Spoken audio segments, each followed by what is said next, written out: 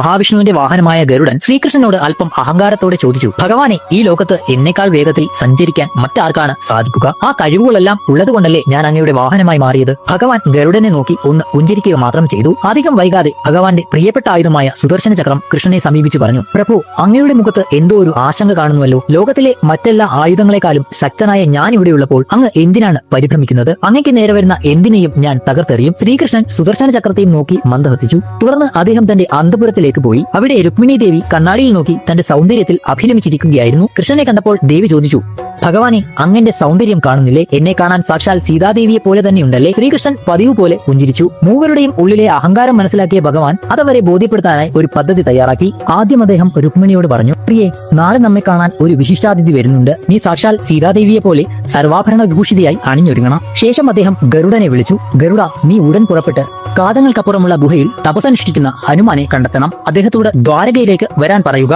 വരാൻ മടി കാണിക്കുകയാണെങ്കിൽ അദ്ദേഹത്തിന്റെ പ്രഭുവായ ശ്രീരാമനും സീതാദേവിയും ഇവിടെയുണ്ടെന്ന് അറിയിച്ചാൽ മതി. അവസാനം ശ്രീകൃഷ്ണൻ സുദർശന ചക്രത്തോട് കൽപ്പിച്ചു, സുദർശന, നാളെ എന്റെ ദർശനം ആർക്കും ലഭിക്കുന്നില്ല. എന്റെ അനുവാദമില്ലാതെ ആരെയും അകത്തേക്ക് പ്രവേശിപ്പിക്കരുത്. ഭഗവാന്റെ നിർദ്ദേശം ലഭിച്ചതോടെ മൂവരും തങ്ങളുടെ ദൗത്യങ്ങളിലേക്ക് തിരിഞ്ഞു. രുക്മിണി ദേവി അണിഞ്ഞൊരുങ്ങാൻ ആരംഭിച്ചു. സുദർശന ചക്രം കൊട്ടാരവാതിൽക്കൽ കാവൽ നിന്നു. ഗരുഡൻ തന്റെ ചിറകുകൾ വിരിച്ച് ആകാശത്തേക്ക് കുതിച്ചുയർന്നു. ഗരുഡൻ അതിവേഗം പറന്ന് ഹനുമാന്റെ ഗുഹ കണ്ടെത്തി. ദ്വാരകയിലേക്ക് വരാൻ ആദ്യം വിസമ്മതിച്ച ഹനുമാനോട് ശ്രീരാമനും സീതയും അവിടെയുണ്ടെന്ന് ഗരുഡൻ അറിയിച്ചു. ശ്രീരാമന്റെയും സീതയുടെയും നാമം കേട്ട മാത്രയിൽ തന്നെ ഹനുമാന്റെ ഭാവം മാറി. കണ്ണടച്ച് തുറക്കുന്ന വേഗത്തിൽ ഗരുഡന് ചിന്തിക്കാൻ പോലും അവസരം നൽകാതെ ഹനുമാൻ ദ്വാരകയെ ലക്ഷ്യമാക്കി കുതിച്ചു. തന്റെ കൺമുൻപിൽ നടന്ന അത്ഭുതകരമായ വേഗതയിൽ ഗരുഡൻ സ്തബ്ധനായി. ലോകത്തിലെ ഏറ്റവും വേഗതയേറിയവൻ താനാണെന്ന അഹങ്കാരം ആ നിമിഷം കാറ്റിൽ പറന്നുപോയി. ഇതേ സമയം ദ്വാരകയിൽ ശ്രീകൃഷ്ണൻ ശ്രീരാമനായി രൂപം മാറിയിരുന്നു. രുക്മിണി സീതാദേവിയെ പോലെ അണിഞ്ഞൊരുങ്ങി ഭഗവാന്റെ അരികിൽ നിന്നു. അവിടെ എത്തിയ ഹനുമാൻ തന്റെ പ്രഭുവിനെ കണ്ട് ആനന്ദ കണ്ണീരോടെ സാഷ്ടാംഗം പ്രണമിച്ചു.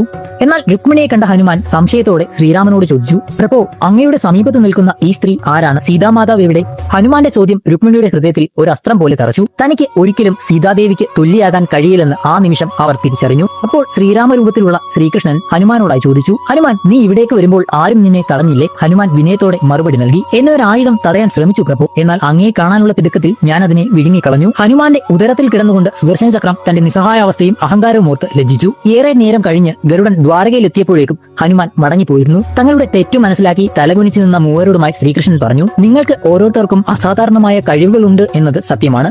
എന്നാൽ അതിൽ ഒരിക്കലും അഹങ്കരിക്കരുത്. കാരണം ഈ ലോകത്തിൽ നിങ്ങളെക്കാൾ കഴിവുള്ളവരും ശക്തരുമായവർ എപ്പോഴും ഉണ്ടാകും. വിനയമാണ് ഏറ്റവും വലിയ ശക്തി. വീഡിയോ ഇഷ്ടപ്പെട്ടാൽ ഉറപ്പായിട്ടും വീഡിയോ ലൈക്ക് ചെയ്യുക, ഒപ്പം ചാനൽ സബ്സ്ക്രൈബ് ചെയ്യുക, കൂടെ കാണുന്ന ബെൽ ബട്ടൺ കൂടി ഞെക്കിപ്പോയിട്ട് നമ്മുടെ കുഞ്ഞു ഫാമിലിയിലേക്ക് ഒന്ന് ജോയിൻ ചെയ്യുക.